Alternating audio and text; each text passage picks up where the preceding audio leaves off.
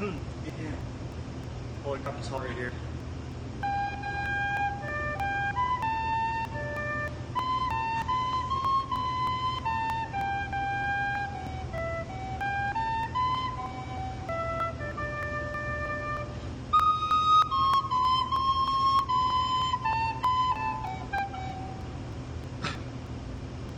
I think my cord is plugged to wash it.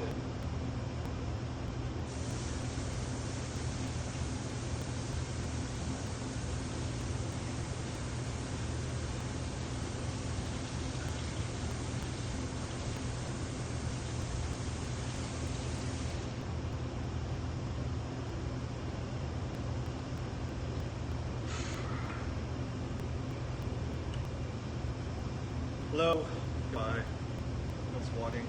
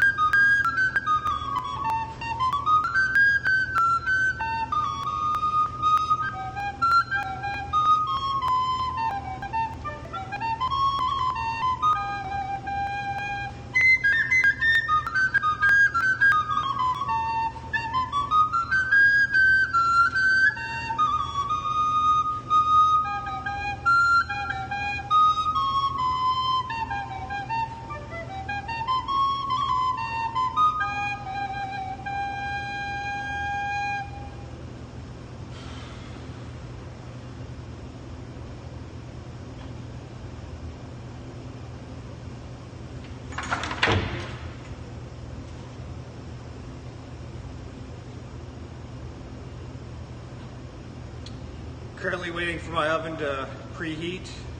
It's at 262 degrees Fahrenheit, which is quite cold. Waiting for it. Gonna be waiting for it for probably another 15 minutes. Somebody left it off last night. Or turned it off too soon, I mean, I should say.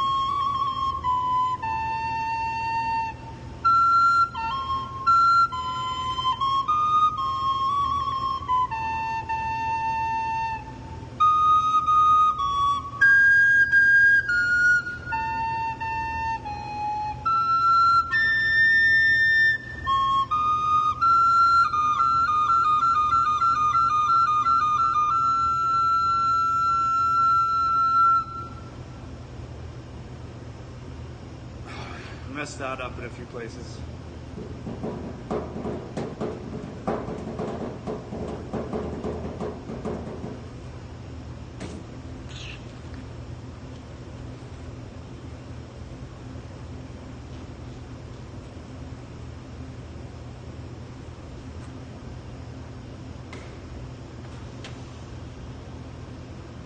I don't know, might as well keep on playing. It's gonna be a while.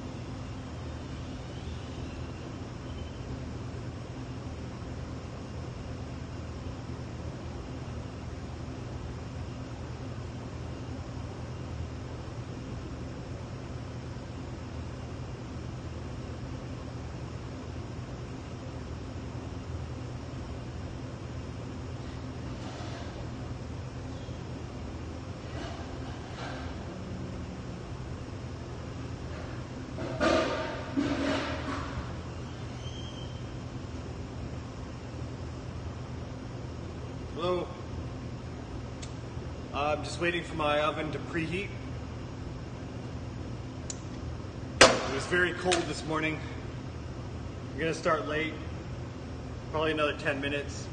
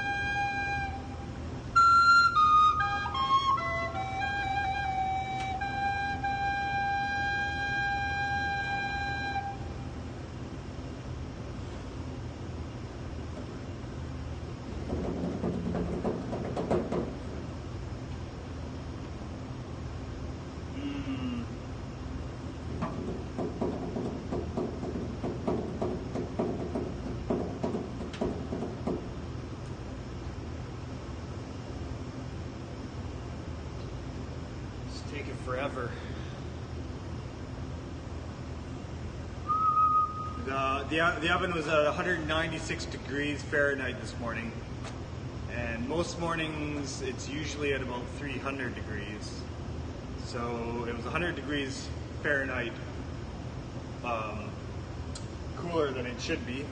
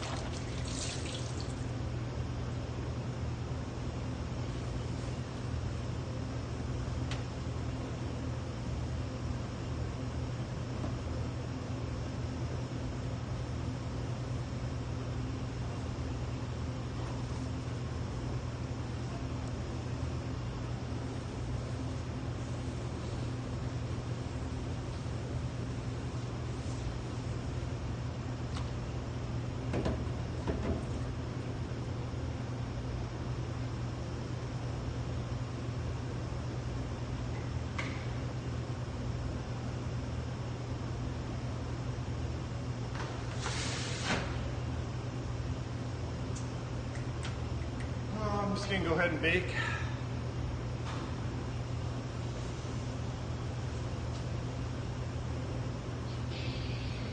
300 degrees.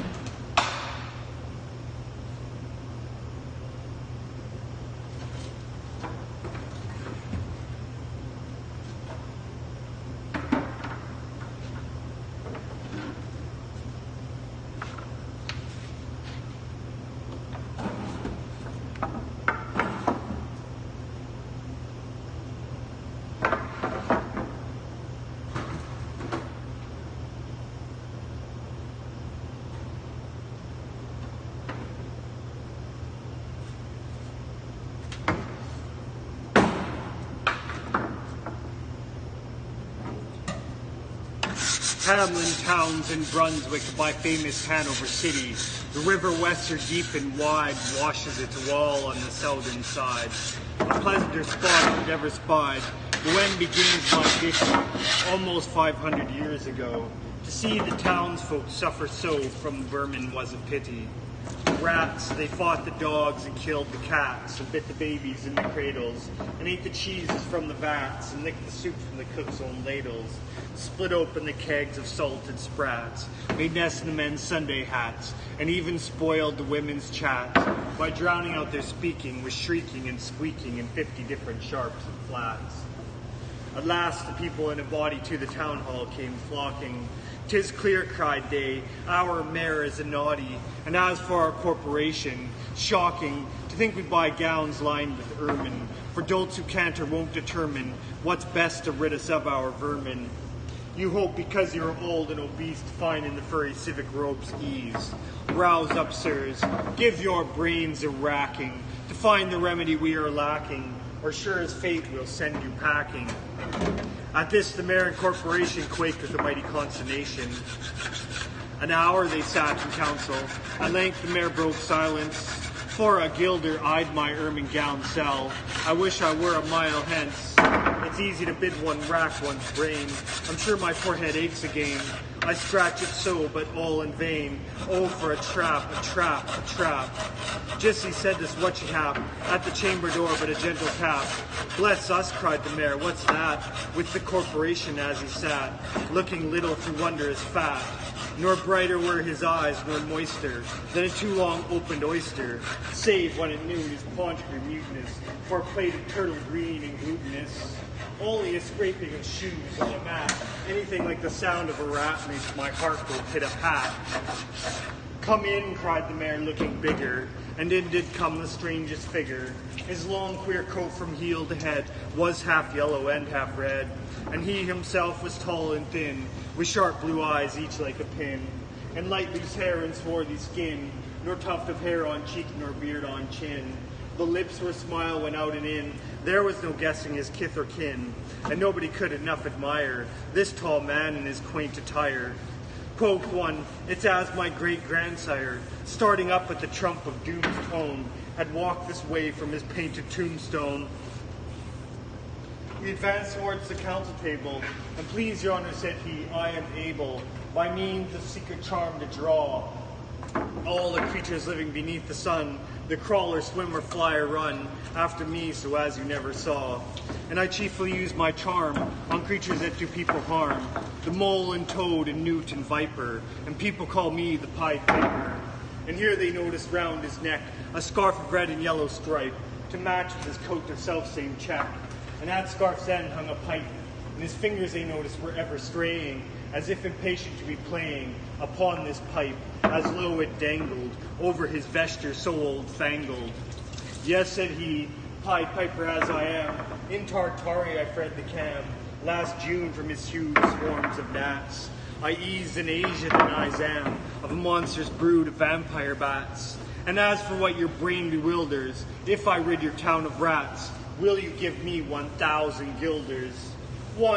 50,000 was the exclamation of an astonished mayor and corporation.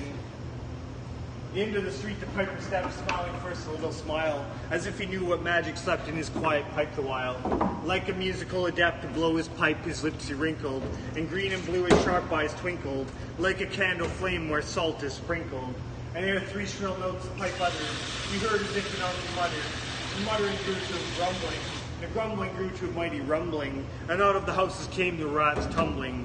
Great rats, small rats, lean rats, brawny rats, brown rats, black rats, gray rats, tawny rats, grave old plotters, gay young friskers, fathers, mothers, uncles, cousins, cocking tails and pricking whiskers, families by tens and dozens, brothers, sisters, husbands, wives, followed the Pied Piper for their lives. From street to street he piped advancing, and step for step they followed dancing, until they came to the river Weser, wherein all plunged and perished, save one who stout as Julius Caesar, swam across and lived to carry, as he the manuscript he cherished, to rat land home its commentary.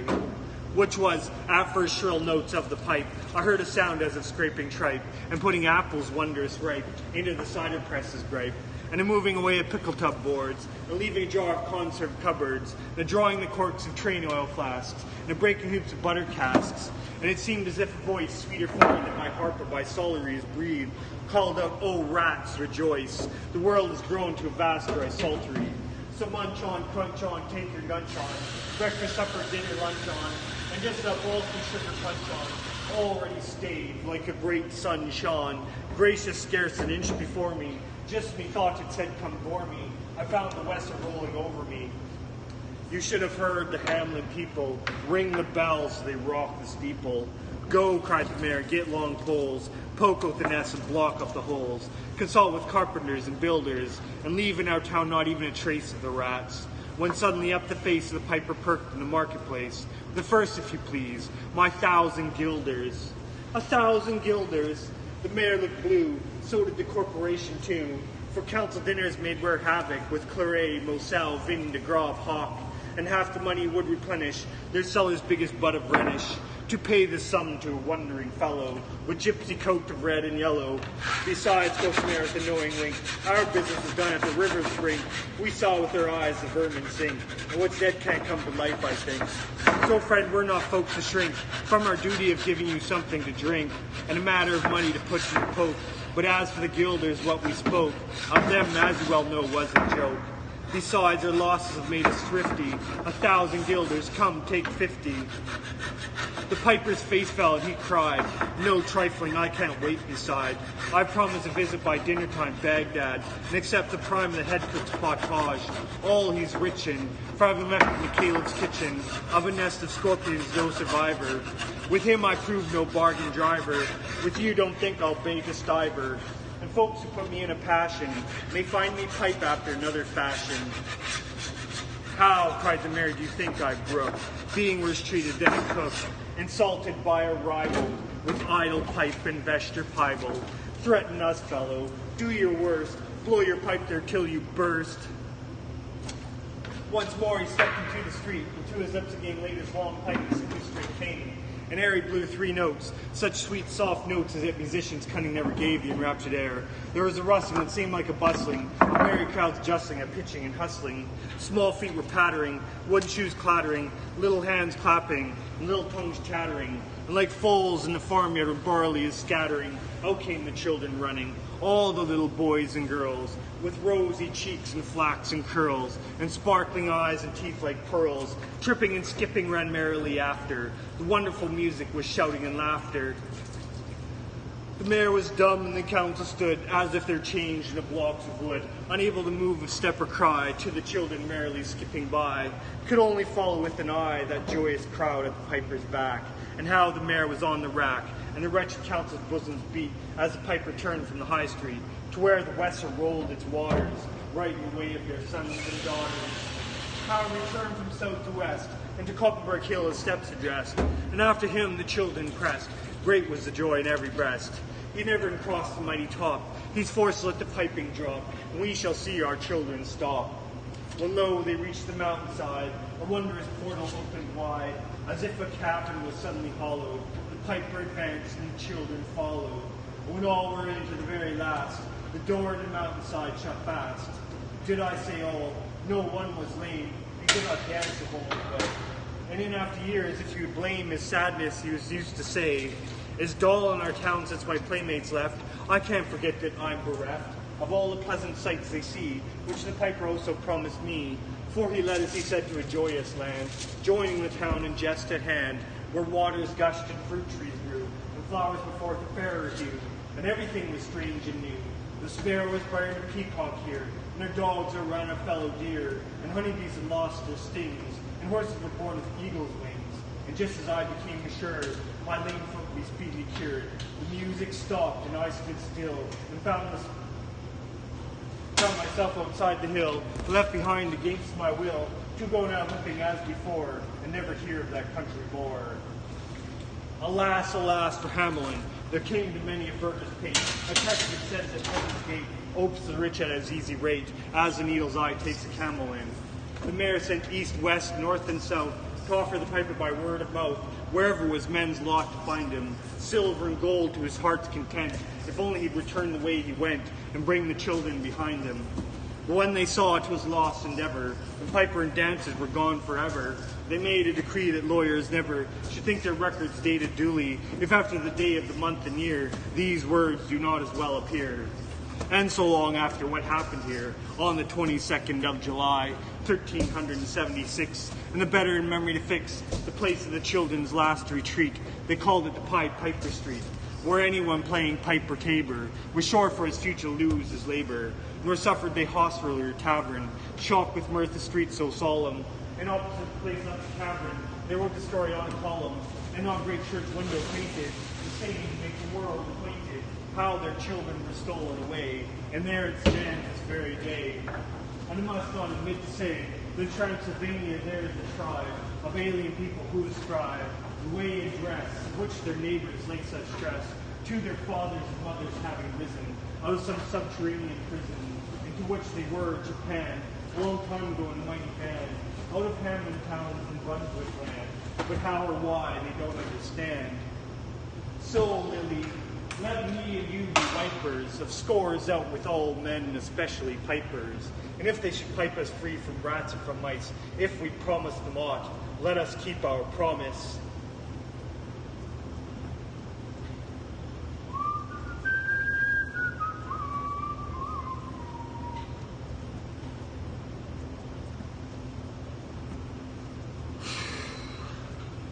One day God said, this is what I'll do. I'll send down my son, I'll send him down to you to clear up this humpity-bumpity hullabaloo. His name will be Christ and he'll never wear shoes, and his friends will call him the King of the Jews.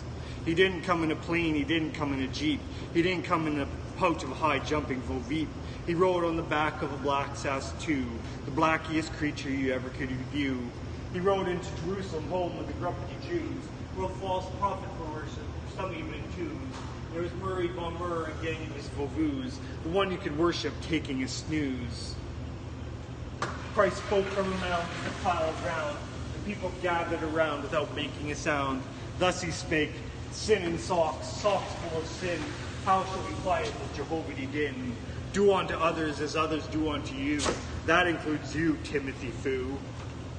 And one Pharisee said to another he knew, what shall we do about this uppity Jew?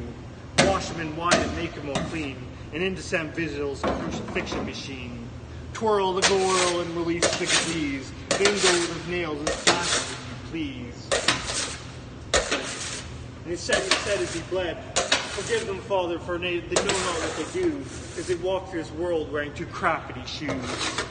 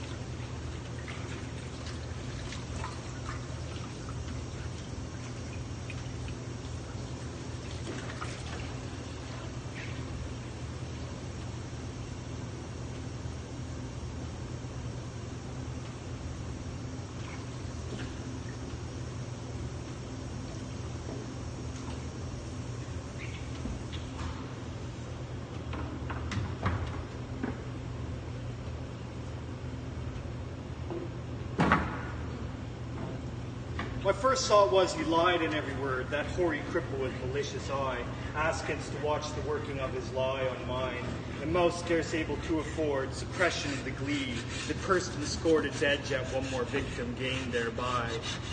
What else should he be set for with his staff? What save the waylay with his lies and snare? All travelers who might find him posted there. And ask the road, I guess what skull-like laugh would break, what crutch can write my epitaph for pastime in a dusty thoroughfare. If at his counsel I should turn aside into ominous track which all agree hides the dark tower, yet acquiescently I deterred as he pointed, neither pride nor hope rekindling at the end descried, so much as gladness some end might be. For what with my whole world wide wondering, what with my search drawn out through years, my hope dwindled into a ghost not fit to cope with that obscurest joy success would bring. I hardly tried now to rebuke the spring my heart made, finding failure in its scope. As a sick man very near to death seems dead indeed, and feels begin and end the tears, and takes the farewell of each friend, and hears one bid the other go, draw breath freely outside, since all is over, he saith, and the blow fallen no grieving can amend. While some discuss near the graves be room enough for this, and when a day suits best for carrying the corpse away, with caribou banners, scarfs, and staves, and still the man hears all and only craves, he may not shame such tender love and stay. Thus I had for so long suffered in this quest, heard failure prophesied to lofty grit, so many times among the band to wit. The knights who to dark towers search should rest their steps, the just to fail as they seem best, and all doubt was now should I be fit. So quiet as despair I turned from him, that hateful cripple, out of his highway into the path he pointed. All the day had been a dreary one at best, and dim was settling into its close, yet shot one grim red leer to see the plain catch its astray. For mark, no sooner was I fairly found, pledged the plain after a pace or two, then pausing throw backward a last view, over the safe road 'twas gone, grey plain all round, nothing but plain to the horizon's bound. I must go on, naught else remained to do. So on I went.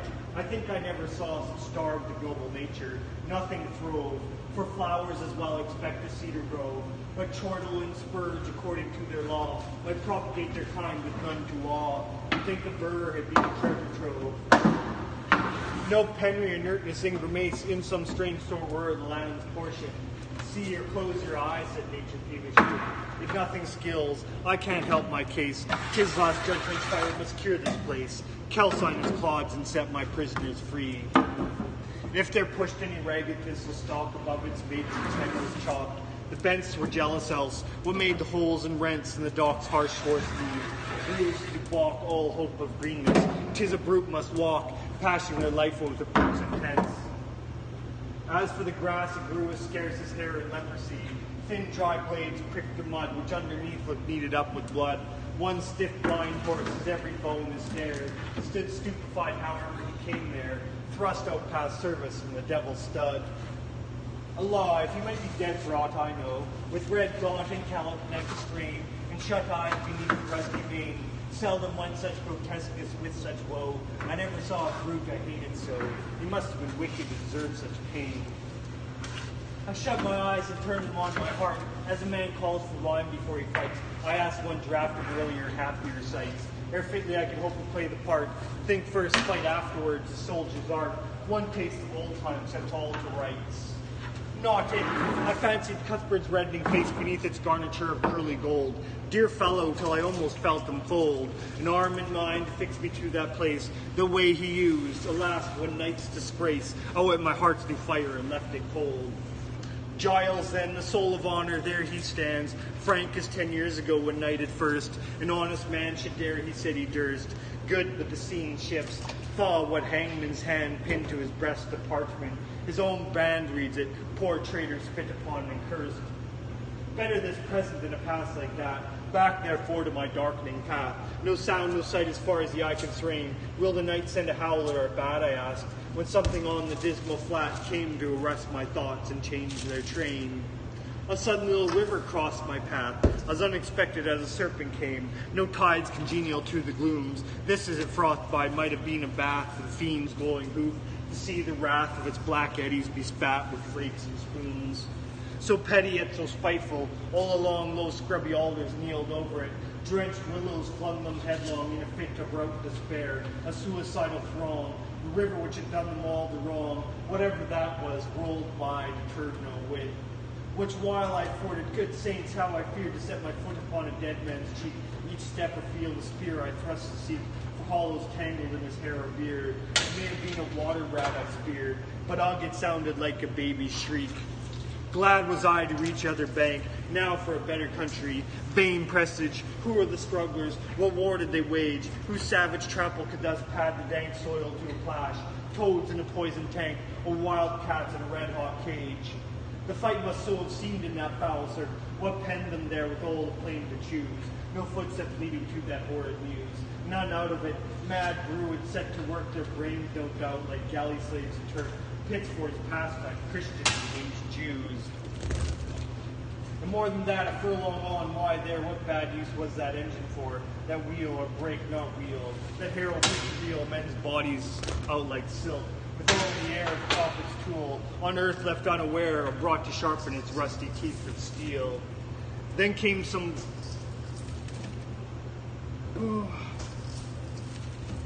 stub ground, once a wood, next a marsh it seemed. Now mere earth, desperate and done with, so the fool finds mirth, makes a thing and mars it, till his mood changes, and off he goes within a rude bog, clay and marsh, sand and stark black dirt. Now blotches rankling colored gay and grim, now patches where some leanness of the soils broke into moss or substances like boils. Then came a palsito, a cleft in him, a distorted mouth that splits its rim, gaping at death and dies while it recoils. As far as ever from the end, not in the distance but the evening knot, to point my footsteps further at the thought, great black bird, Apollyon's bosom's friend, sailed past Marina's wide winged dragon pen. They brushed my cap, perchance the guide I sought. For looking up where I somehow grew, the plain had given place all round the mountains with such names and grace near heights and stolen view. How less they surprisingly solved view. How to get from there was no clear case. Yet half I seemed to recognize some trick of mischief had happened to me. God knows when. In a bad dream perhaps. Here ended then progress this way, when in the very nick of giving up one more time came in quick, as when the trap shuts are in the den. Burningly it came upon me all at once. This was the place. Those two hills crouched like two bulls locked horn in horn in fight, while to the left a tall scout mountain, Dunce daughter to dozing at the very nunce, after a lifetime of training for the sight. What in the midst lay but the tower itself, the round squat turret, blind as a fool's heart, built of brown stone without a counterpart in the whole world. The tempest mocking elf points the shipman thus to the unseen shelf he strikes on only when timbers start. not see, because of night perhaps, why day came back for that. Behind it left the dying sunset, kindled through a cleft. The hills like two giants in the hunting lay, chin upon hand to see the game at bay, now stab and in the creature too, the heft. Not here, because of night perhaps, when noise was everywhere and cold, increasing like a bell, names in my ears, of lost adventurers, my peers, how such was strong, and such was bold, and such was fortunate, yet each of old, lost one moment now the woe of years. There they stood, ranged along the hillside met, to view the last of me, a living frame, for one more picture in a sheet of flame. I saw them and knew them all, and yet, dauntless as said one to my lips I set and blew, child rolling to a dark tower came.